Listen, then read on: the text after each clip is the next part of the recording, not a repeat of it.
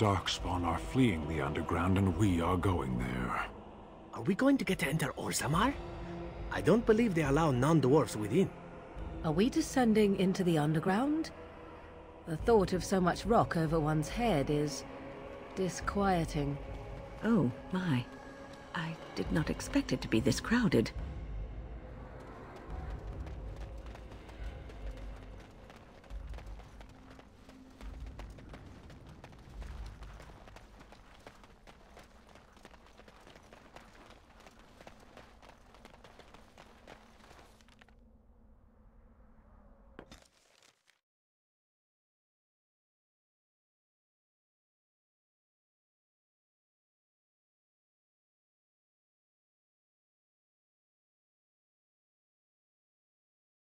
I don't understand. You look like a woman.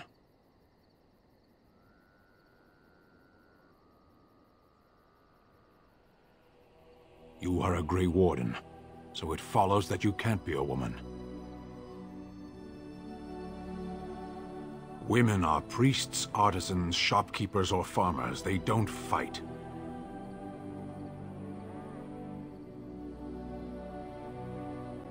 The laborers, soldiers, and Ashkari are men. There is nothing else left.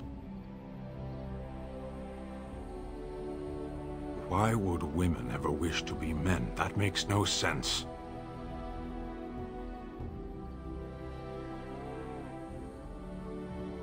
Exactly. One of those things can't be true. A person is born, Qunari or human or elven or dwarf. He doesn't choose that.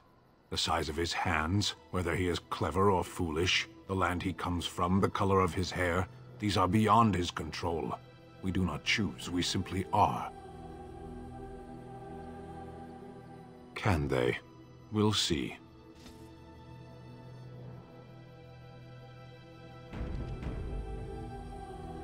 Yes. I am hardly surprised. Very well. Speak, then. Then I suggest we move on. As you wish.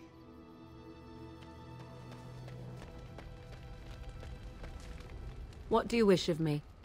If you must.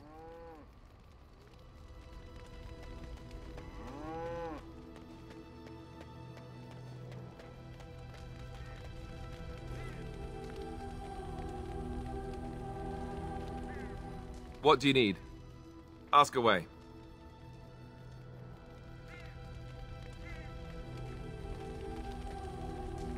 Yes? Well, here I am.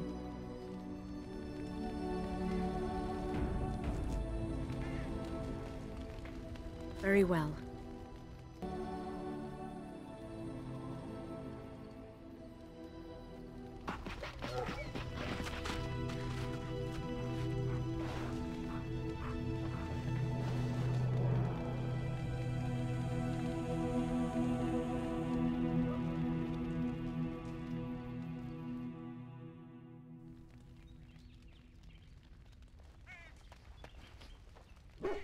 Here I am. Oh, this should be good. Go ahead. Well, the Crows would have you believe that it is an involved process that takes years of training, the sort that tests both your resolve and your endurance. Survive that process and maybe, just maybe, you're good enough to start being considered one of them. But quite frankly, the truth is that all it requires is the desire to kill people for a living. It's surprising how well one can do in such a field. I don't know about that. It's simply a slightly different skill set from your average killer as I see it. An assassin simply specializes in striking from stealth, and in maximizing that first attack to be as lethal as possible. Debilitate your foe, either by poison or by crippling their limbs, makes any follow-up combat you need to engage in that much simpler.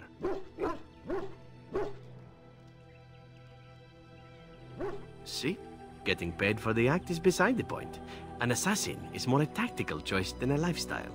Of course, the Crows like to pretend that their abilities are trade secrets, shrouded in shadows and wrapped in a blanket of mystery. So let's just keep this between you and me, shall we?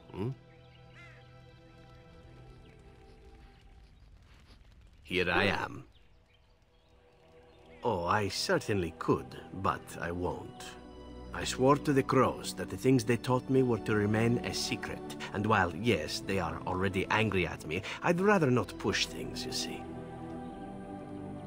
If you are truly insistent, well, let me think about it. The crows are already angry at me, yes? Who knows?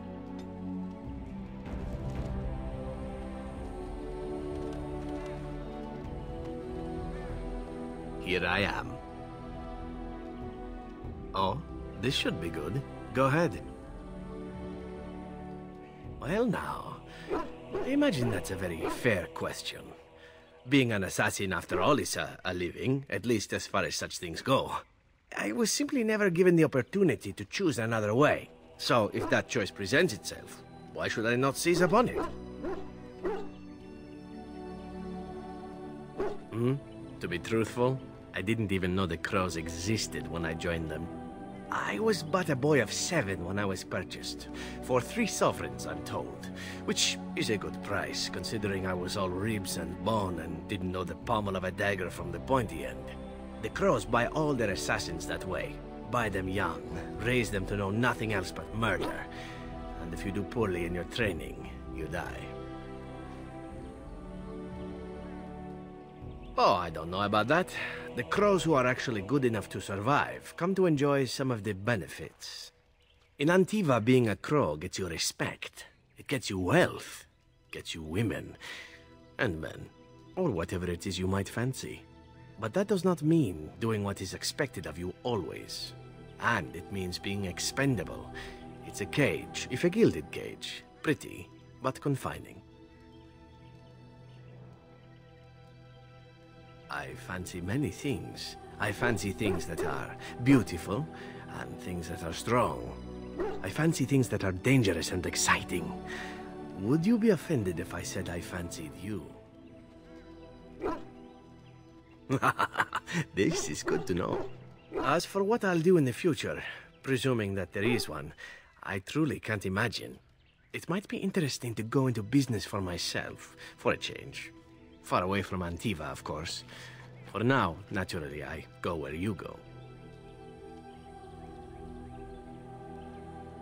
And here I am, happy to be had. Isn't it wonderful how things work out that way? Come now, enough chit-chat. Talking about the crows summons them, you know. Any Antivan fishwife could tell you so.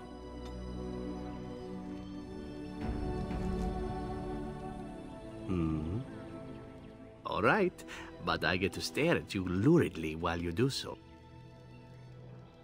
And why not? There are many things to enjoy about being a crow in Antiva. You are respected, you are feared, the authorities go out of their way to overlook your trespasses, even the rewards are nothing to turn your nose up at. As for the killing part, well, some people simply need assassinating. Or do you disagree? I often find myself the instrument of fate, ending these lives for one necessity or another. I console myself in the notion that most of them had it coming. As far as enjoying the act of killing itself, why not?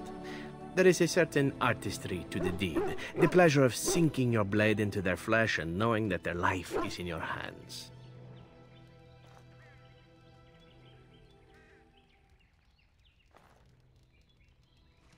There are many things I did not enjoy about being a crow, of course. Having no choice, being treated as an expendable commodity, the rules, oh, so many rules. But simply being an assassin, I like it just fine. I will continue to do it if I can, even if I am not a crow. Honestly, could you picture me doing something else? I mean professionally. Or maybe you mean professionally as well. Perhaps you intend to peddle my services to bored Ferelden noblewomen. It is an interesting thought, but I've always removed my clothes strictly on an amateur basis. A talented amateur, of course, but an amateur nonetheless. Of course, all these thoughts are moot. Chances are still good that you and I will perish, eaten by darkspawn or slain by the crows at some point. Very gruesomely, I imagine. But it is pleasant enough to chat about. Come, let's move on while our boots still have some wear in them.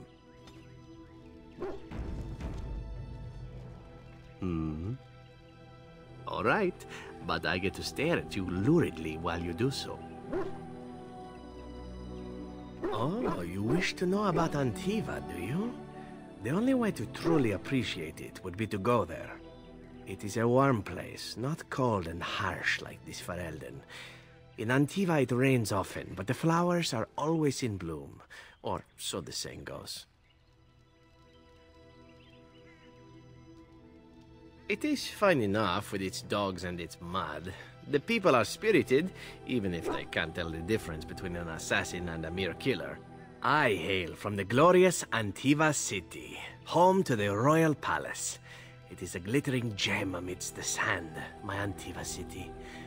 Do you come from someplace comparable? No? That is too bad. If you were, then surely you would spend as much time boasting about it as I do. You know what is most odd? We speak of my homeland, and for all its wine and its dark-haired beauties and the lilo flutes of the minstrels, I miss the leather the most. It may as well be, but not this once, no. I mean the smell. For years, I lived in a tiny apartment near Antiva City's leather-making district, in a building where the crows stored their youngest recruits, packed in like crates. I grew accustomed to the stench, even though the humans complained of it constantly. To this day, the smell of fresh leather is what reminds me most of home more than anything else. Oh, not so long, I know. It is my first time away from Antiva, however, and the thought of never returning makes me think of it constantly. Before I left, I was tempted to spend what little coin I possessed on leather boots I spotted in a store window. Finest Antivan leather. Perfect craftsmanship. But I was a fool to leave them. I thought, Zevran, you can buy them when you return as a reward for a job well done. More the fool I, no? True, and it's a comforting thought. One simply never knows what is to come next.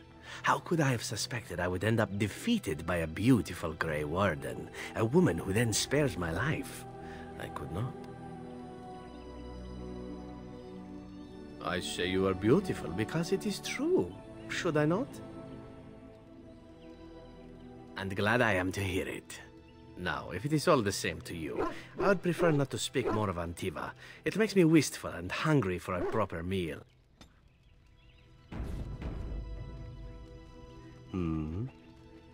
All right, but I get to stare at you luridly while you do so. My adventures? I'm hardly an old man just returned from across the ocean, am I? Should I shake my fist at nearby children while I talk about the good old days?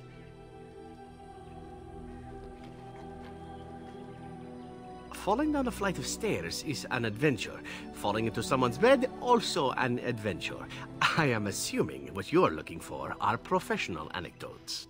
Let's see, my second mission ever for the Crows was a bit intriguing. I was sent to kill a mage who had been meddling in politics.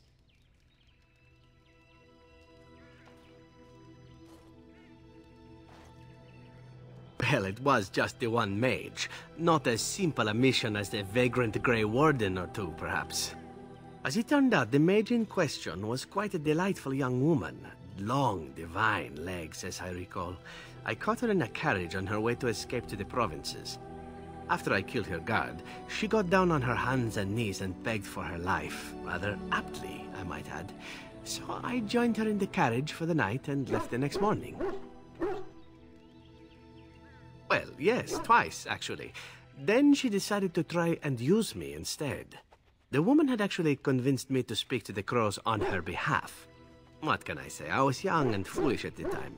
Then, as I was kissing her goodbye to return to Antiva City, she slipped on the threshold and fell backwards out of the carriage. Broke her neck. Shame, really, but at least it happened quickly. Not actually, no. I was a bit unimpressed by the development at first. Then I found out that she had told the driver to take her to Janellen instead. She had planned to lose me in the provinces. I would have looked very foolish to the Crows. As it was, my master was very impressed that I had done such a fine job of making it look like an accident. The Circle of Magi was unaware of foul play, and everyone was happier all around. Like being spared by a benevolent Mark who then helps me escape from the Crows? Yes, it does seem to happen now and again, doesn't it? It was after that when I learned that one needn't let a pretty face go to your head. Professionalism was key. That's my moral of the day, you see. Well, there is you. But I'll point out that you did have to capture me and tie me up first. Every rule has its exception. Now that I've mentioned tying me up in that context, do we have extra rope about?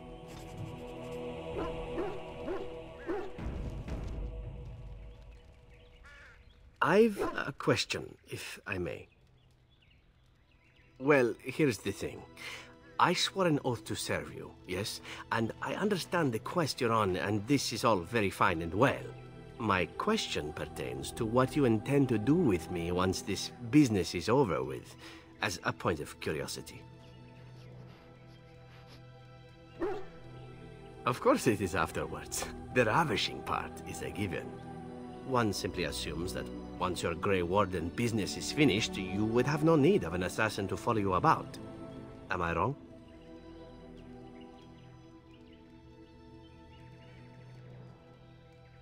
I'm sure I could come up with a few more if pressed.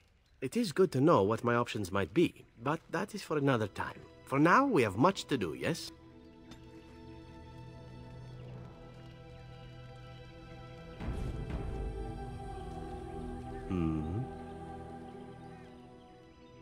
All right, but I get to stare at you luridly while you do so. Again, well now, what might interest you, I wonder? Shall I describe the stages involved with Lanthrax poisoning? I watched a man go through all 7 once. Ah, you should see the look you have. I jest, of course. Let's see, how about the largest battle I ever took part in? That would have been the slaughter of Prince Azrin. Did you hear of that down in these parts? Me? Not personally, but I did take part in the attack. Prince Azrin was 4th in line to the throne, you see. He started off as 11th, but worked his way up the old-fashioned method by inheriting control of an entire Crocel from his grandfather. After assassinating his way through the royal family, the king hired 3 other cells to take down Prince Azrin once and for all. I was in one of those cells. Antivan royalty is very much bound up in the Crows. You wouldn't want it run by a bunch of commoners, after all, would you? And this means they get involved in politics quite often. This particular fight nearly bankrupted the nation, I understand. It almost ended up putting a Crow on the throne, a commoner. But that's a whole different story. I played a very small part. My part in the entire battle was taken up trying to reach Princess Verina, who had thrown in with her brother. I killed about 11 of her guards personally before I got knocked out of a window. I landed in a river and nearly drowned. I was fished out by some urchins who robbed me blind. Made off with my boots, too. At least they didn't cut my throat. And that was my part in history.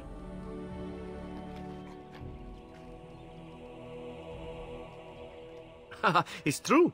I live a charmed life. One of the prostitutes that raised me was a fortune teller.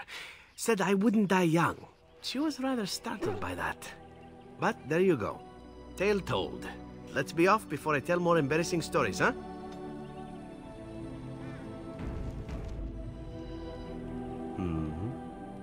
All right, but I get to stare at you luridly while you do so. Well, the only one that's really worth telling is the story of the mission right before I came to Ferelden. But no, I would rather not. I shouldn't have said anything. Thank you. Perhaps another day, huh?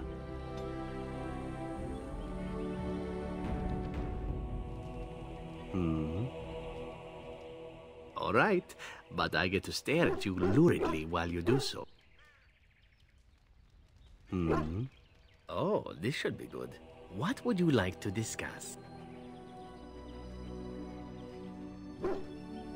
This could be a sensitive topic, my dear lady.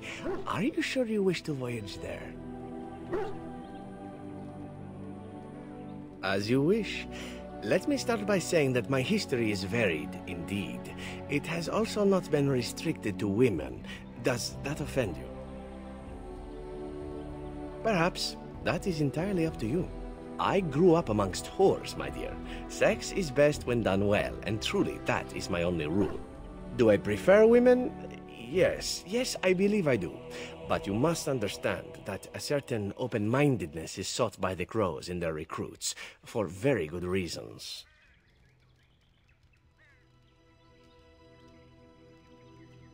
This is a new path I am on now. It would be interesting to see where it leads. Already it has been many new things. I cannot change my past, obviously. I regret far more than the men and women I have been with, and if that is more than you can bear, well, then it is good we know now, yes?